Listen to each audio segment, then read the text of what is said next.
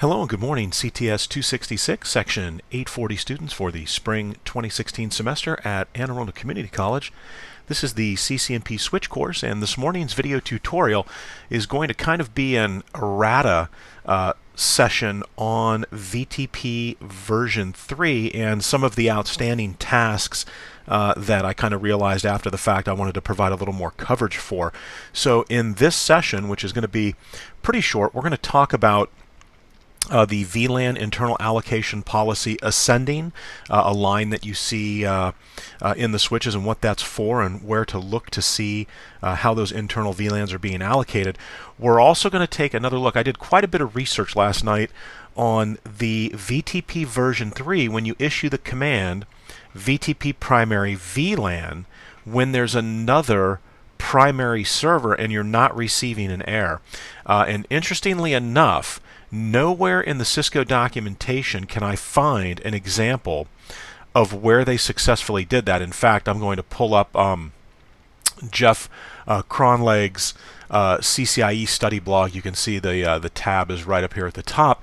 And Jeff, using 3560s, running 1502 SE6, was also confused as to why you aren't why VTP version 3 is not detecting the other switch, which is the primary switch, yet it's smart enough to take that status away from the other switch. So it doesn't detect that there's another primary server there for VTP version 3, but yet it does swap the status. So we'll take a look at that. I actually tested it on my INE lab rack, which is 3560s running 1502. I tested it on IOU, and again, I cannot get it to tell me that there's a conflict, even though there clearly is a conflict. And then finally, we're going to take a look at one of the little dirty secrets of VTP version 1 and 2, which is you can actually see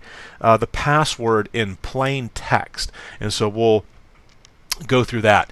So let's tackle each of these at a time here. So the first thing we're going to take a look at, and let's do this over here on, we'll do it on DLS01.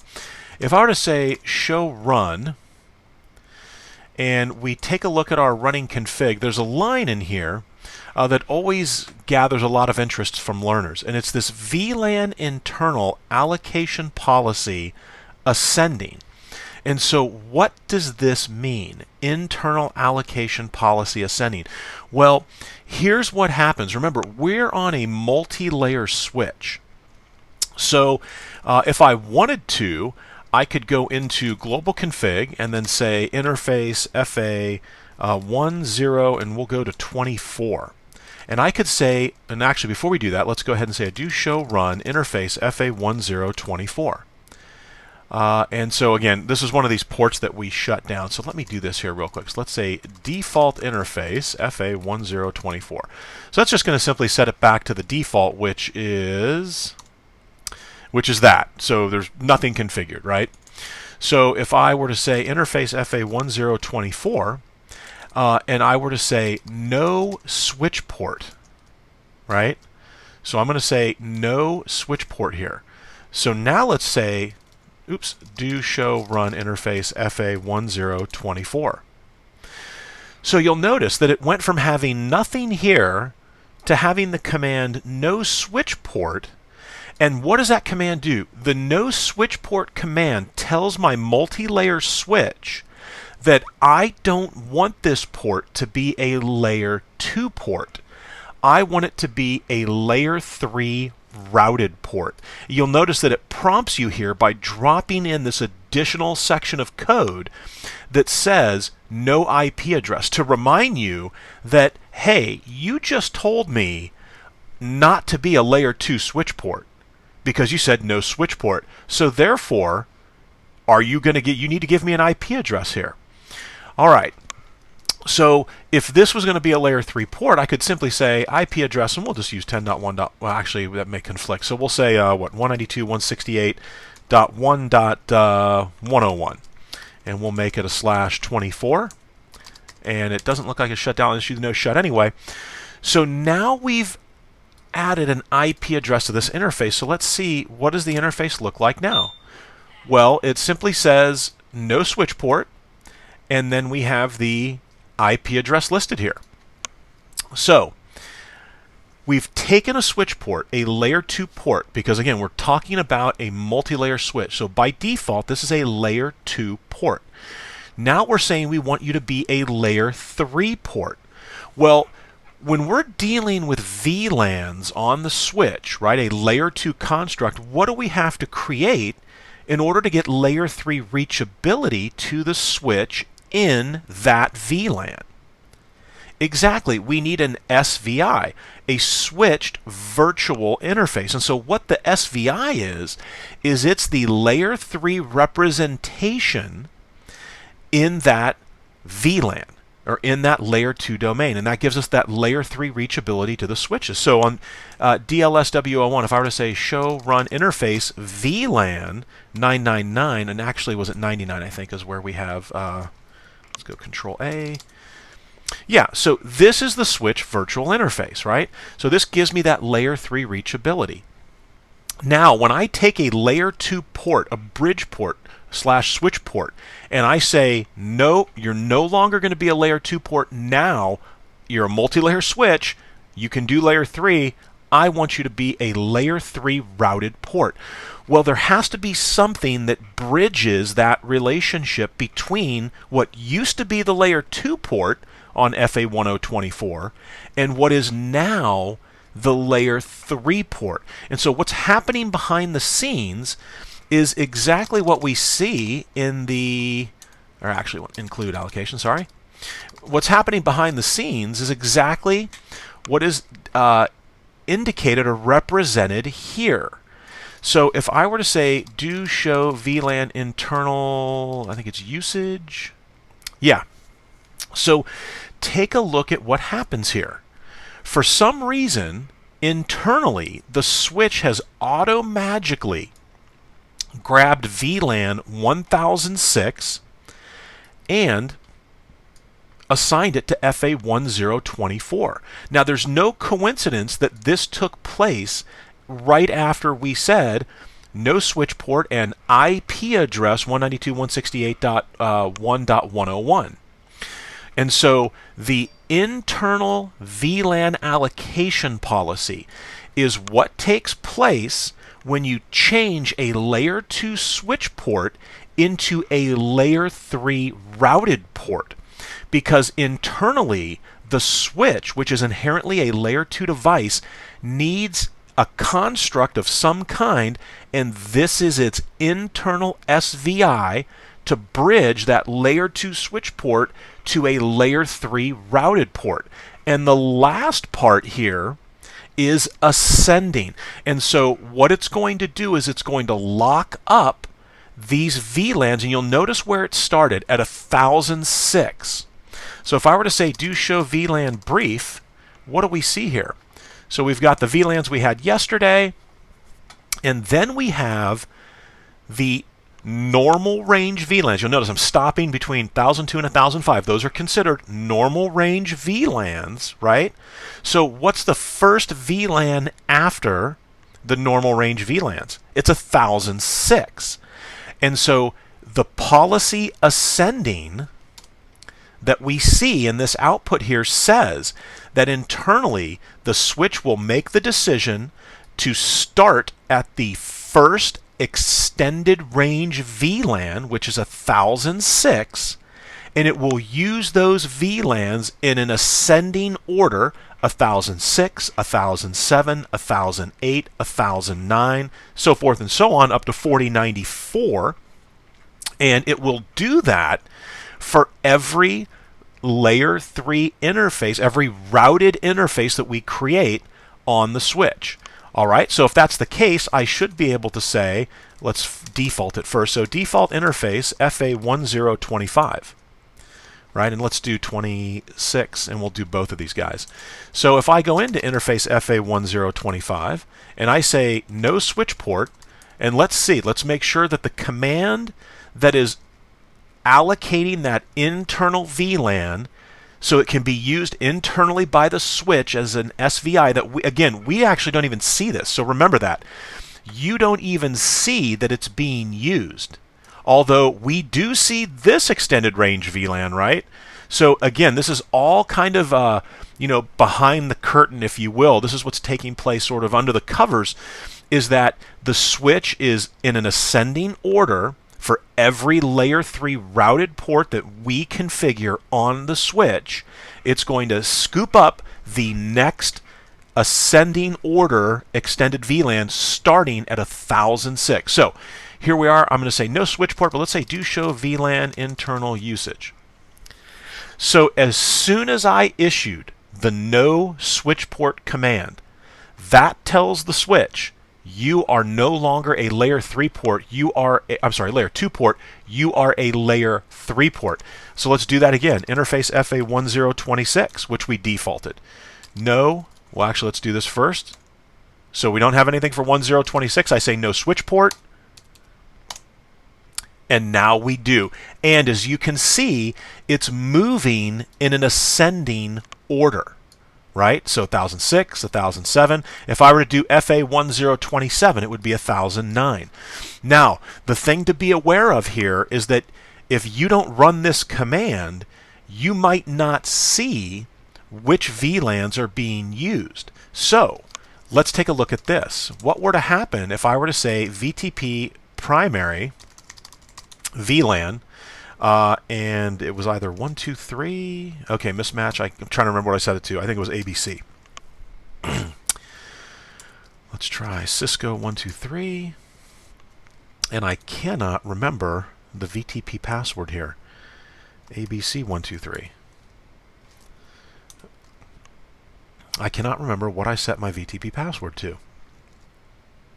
And then it timed out on me there. Let's say Cisco. Oh, it's Juniper. I'm sorry. I think it's Juniper. There we go. I apologize. I was doing some testing earlier. All right, so it was Juniper. So let's get in here. We've got the right password typed in. It's going to take a second. Okay, confirm. Yes, I do want to become the primary server. So if I go into global config, what happens if I say VLAN 1007? Now remember, that's being used internally. So I hit enter. Now what's interesting is, do we see anything saying there's any kind of a conflict or anything like that? We don't. What if I type end? Okay, so now we get the message telling us failed to create VLAN 1007, not available in the port manager. So again, it's not available because the port manager is saying this is already being used by a layer 3 routed port. And the port manager is the process that manages the ports.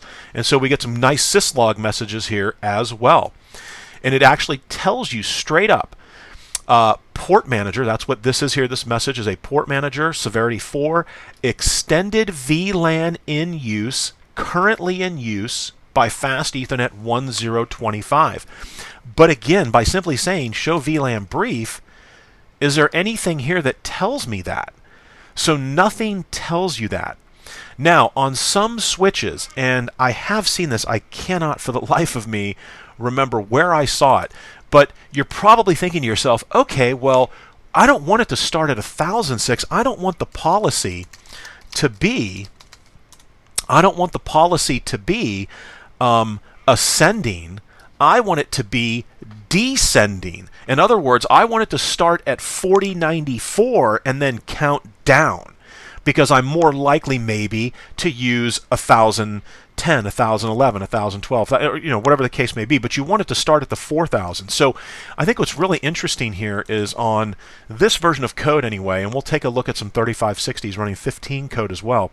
But if you were to say VLAN internal allocation policy, and I do a question mark, the only option I have here is ascending.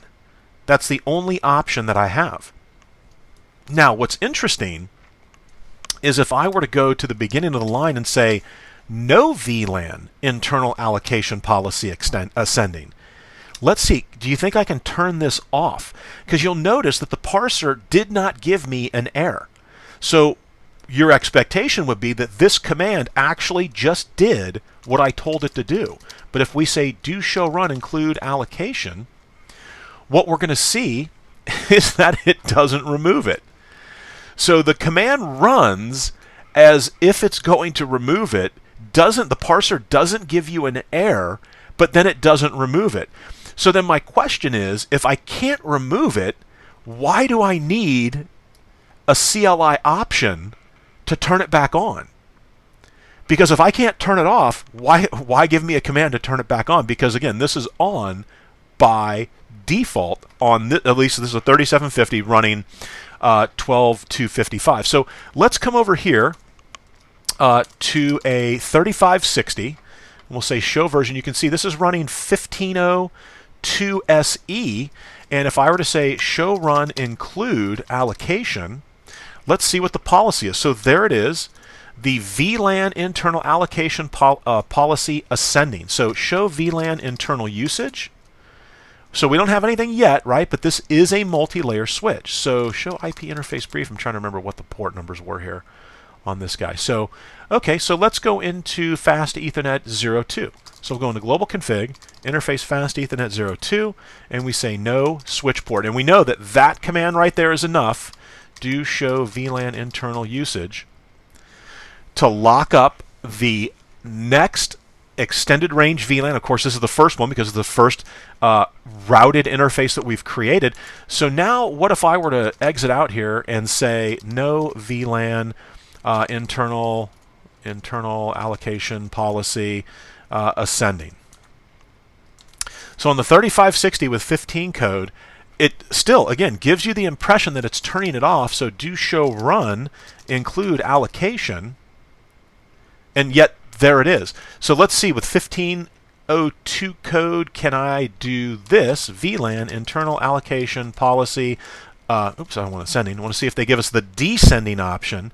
And no, again, only the ascending option. So maybe it's that on the larger Catalyst switches, like the 6500, 4500, 6800 series. I'm going to have to check to see where that's at. But again, it's kind of interesting that you can't turn it off. You can't remove that because the switch needs that, right? It has to have it because when we start allocating layer 3 ports, it has to know where do I go to get the VLAN that I'm going to be using internally behind the curtain to do the SVI that's going to bridge that layer 2 interface to that layer 3 routed interface functionality that I've turned on. But again, it's kind of funny that it lets you run the command here, makes it look as if you just turned it off, but you didn't. And then there's a command to turn it back on, even though you can't turn it back off. So just one of those interesting things. So again, this is always a question that learners have when they see that line. It's like, well, wait a minute. What is that VLAN internal allocation policy? What is that? What do you mean internal? What is it doing? Why is it ascending? So this is why. All right, so we've covered that good there. So now the next thing we're going to talk about is Jeff Cronlake's blog here. So in my previous video, you'll remember that I kind of stopped and was really caught off guard by the fact that when you have that VTP primary, the primary server for VTP version 3, that when you go to enable another switch that's directly connected to it, the primary server for VTP version 3, that it's supposed to do a check, right? To see if there's a conflict. However, what we found yesterday, and to be honest with you, I actually set it up on these 3560s running 15 code, I got the exact same behavior that I got on my, and Jeff here is using 3560s as well with 1502. He got the exact same problem, and it was interesting when I ran across his blog. And this blog, by the way, if you are not reading this blog, brbccie.blogspot.com, highly, highly recommended. Jeff is one of the most brilliant minds that's out there in the Cisco realm. And so I kind of chuckled when I saw his comment here. It says, so I'm confused by no conflicted VTP v3 device found. I'm not sure what a conflicting server would be if not the existing primary server. He says, but my switches always produce this output, so maybe it's a version platform issue. So Jeff, if you're watching, which I doubt, but it doesn't appear to be, it could be a platform issue, but on IOU, I got that exact same behavior. On other 3560s running different code, I got that same behavior. On 3750s, which we saw yesterday, we got that exact same behavior. So, and this is what we were talking about here. So DLSW1, if I say show VTP status, you can see that I am the primary server. So I'm going to come over here to ALSW02. And we're going to say, and you can see right here that that ALSW02, it is receiving information telling it who the primary server is. And it's 001D FE00. So let me pull up, let's confirm. So FE00 is DLSW, I'm sorry, so here we go. DLSW01 is the primary, and it ends in FE00. So if we go back to the command line, DLSW1 is our VTP version 3 primary server. And so the way that the text reads and the Cisco documentation reads is that this is the check. If I were to come over here and say show VTP status, I believe, let's make sure this is, so it is a server, right? It's a secondary server. So if I were to say VTP primary for VLANs and hit enter, it's going to come up and tell me this system is becoming the primary server for feature VLAN. And then this does take a couple seconds. And here's the interesting part. So it says VTP feature, configuration, revision, primary server is DLSW02. And this is what's interesting as well. It lists out DLSW02, not 01. So if we look at DLSW02, show VTP status, whoops, show VTP status, and I'm not sure if this is some sort of a bug or not, but it is version 3. It's in there with DLSW01 and ALSW02, and it thinks it's the primary server. So that's okay. So remember, this is supposed to detect if there's a conflict, right? So I hit, do you want to continue, enter, and then it changes show VTP status, show VTP status. So even though DLSW02 reported as a primary server, it doesn't say that there's a conflict. It just flips it to the primary server. If we come over to DLSW02 and I say show VTP status, it still thinks it's the primary server. And what about DLSW01? It thinks it's the primary server. So again, the code here is a very old version of code, 12.255 SE10. It's the most recent for this 3750, but it is an older version. So, but interestingly enough, it doesn't prevent switches from becoming the primary server. So again, I will have to agree here with Jeff that I am just as confused, because if not checking to see are these other switches already VTP primary servers, then what conflict is it checking for? So that, you know, again, and it could be, who knows, maybe user error on Jeff's part and my part. Maybe there's something we're missing. But again, I think it's interesting that on multiple platforms, IOU, 3560s, 3750s, 3560s with different code, that the behavior is exactly the same, where it is not detecting the other primary VTPv3 server that's already activated and in the VTPv3 domain. All right, so enough about that. So the final thing that we're going to touch on, and I apologize, I'd mentioned this a couple times in the videos and then just literally skipped by it, was the password, right? One of the major features of VTPv3 is that excuse me, you can do a password which you cannot see in plain text. So if I were to come over here to ALSW01, right, and remember this guy was doing VTP version 2, and let's validate that, show VTP status. All right, so we've got VTP version 2, and he is a client. Excuse me. So if I were to go into global config and say VTP password ABC123, and hit enter, you can see, and the password is something that is set locally. It is not pushed to the devices through VTP. It's set locally. So I type in here, setting device password to ABC123. And the point about VTP version 1 and version 2 that is a serious danger is I could say do show VTP password. And there it is in all its grandeur in plain text.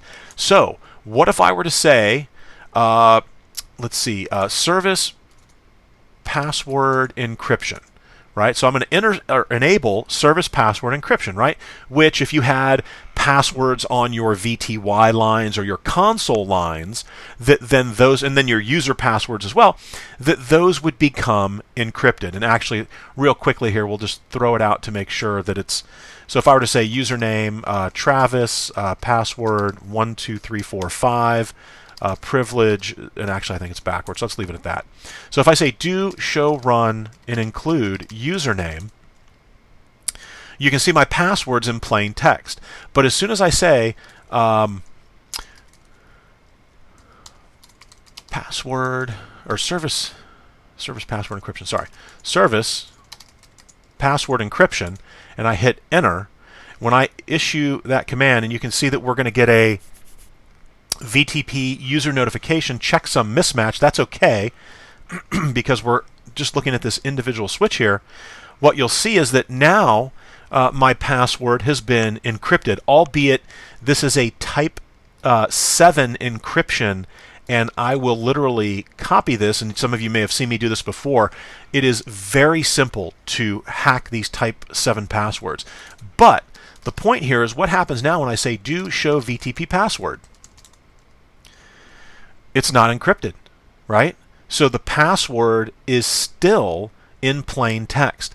Now, in fact, here's the dirty little secret. If you couldn't remember the show VTP password command, if you were to say, and I'll come down to privilege exec mode, all I have to say is more vlan.dat. Now, when this file first comes up, you're going to be like, no, there's no way you can see the password in here. It's garbled. But let's take a look. So it stops right there. Do you see the password? There it is, right there, in clear, plain text, right in the vlan.dat file. So this was one of the major drawbacks of version 1 and version 2. From a security perspective, this could be a nightmare because all someone would have to do is be able to look at the vlan.dat file or the show VTP password command, and they're going to see your password, in plain text. So here, let's come over to these. We'll come over to the 3560s here. Now let's take a look at what happens if I do to show VTP status. And these are version 3, right? You can see it's a version 3, and it's also the primary server. So let's go ahead and say do show VTP password. And it says the VTP password is ABC. So let's go ahead and change this. And I believe I did this when it was version 2, when I first set this up. Oh, right. So, yeah. So here's what we're going to do. So we're going to say VTP password. Whoops, sorry. VTP password. I'll do the question mark. You can see, well, this is where we put in. So I'll say ABC123. Now I'll do a question mark at the end, because I have options here to do hidden and secret. So if I hit enter, you can see it sets the device password to ABC123. But if I do show VTP password, even though we're running version 3, and let's spell password correctly, even though we're running version 3, I didn't say to hide the password, did I? And I didn't enter it in secret form. So I didn't hide the password. So here is the big advantage with the password, is that I would say VTP password ABC123 hidden and then hit enter. So now when someone comes in and says, okay, great, let's see what their VTP password is. Do show VTP password. Now you get an MD5 hash instead of a very, very weak type 7 password. And now the password is hidden. So when I say do more vlan.dat, what do we see here? Right? It's not here. Right? We don't see it here. So let's come over to another 3560 and let's make sure if I say show VTP password. I already did it over here. So it's already been set here, and let me see if we can take it off. So no VTP password ABC, and I can't even remember what the password is here. 1, 2, 3. So it clears it. So we'll say do show VTP password. All right, so the password's not configured. So if I were to say VTP, and let's make sure we're do show VTP status, we are a server, and we're version 3. So when I say VTP password ABC123, and I don't do the hidden command, if I say do more vlan.dat, and this is a 3560 running 15 code, take a look at that. So even though I'm running VTP version 3, if I don't specify the hidden option, the password will still, again, irrespective of the fact I'm running VTP version 3, the password will show up in the vlan.dat file. It's not until I say VTP password ABC123 hidden that it sets it as a hidden password, so that when I say do show VTP status, sorry about that, do show VTP password, I get a random string, and when I say more, or do more vlan.dat, what do we see? Do I see any, or do I see this somewhere in here? And BF, no, you see the B, but there's a % sign in front of it. So, no, there is nothing. And if I were to continue to scroll through here on the vlan.dat file, you see that there's nothing else down here, right? So that's the trick with the VTP version 3 passwords and the big benefit of hiding that password. Now, you definitely want to make sure that you write that password down somewhere, although you saw that I can simply go in there and clear it. But the question would be, if you don't know the password, will it let you clear it without knowing the password? And let's see here. All right, so here we go. So if I were to say no, VTP password, is this enough? Yeah, okay, so you could simply say no VTP password to wipe it off and then set it. But again, that password is the password that you're going to end up entering when you try to become, and let's set the password and make it hidden. So when you're going to try to become the VTP version 3 primary server with the VTP primary VLAN command, it's going to ask me for the password ABC123. This is where you get prompted for that password. So again, when you use the hidden option at the end, it doesn't show up in that vlan.dat file, and it doesn't show up in your running config. So again, no conflicting devices found when I was pretty sure that this one over here, yeah, and you can see that it's interesting because, like I said, changing device mode from server to client, but it is picking up the VTP messages, and it knows that this other switch is becoming the VTP primary server. So last thing is, let's check here. If I go onto one of these VTP version 3 servers and I go into global config and say VTP, if I say VTP password ABC123, you can see we can hide it. But what about with version 2? Maybe there's an option with version 2. VTP password ABC123. And I can say, and actually, did we flip this to version 3? Let me double check. Do show VTP status. No, it's still version 2. So what happens if I say do show, or not do show, let's set the password here. So VTP password ABC123 hidden. And I apologize there. This phone is ringing. So, but there you go right there. So the option is there when we're in version 2. However, not going to let you do it. And then do show VTP password. It's still in plain text. Do more vlan.dat. ABC123 is still there. All right. Well, again, this is going to conclude our coverage for Chapter 3, and specifically VLANs, trunks, and VTP. All right. I hope you guys have enjoyed these videos and these tutorials, and I will see you guys tomorrow night at 6 o'clock. Enjoy the rest of your weekend.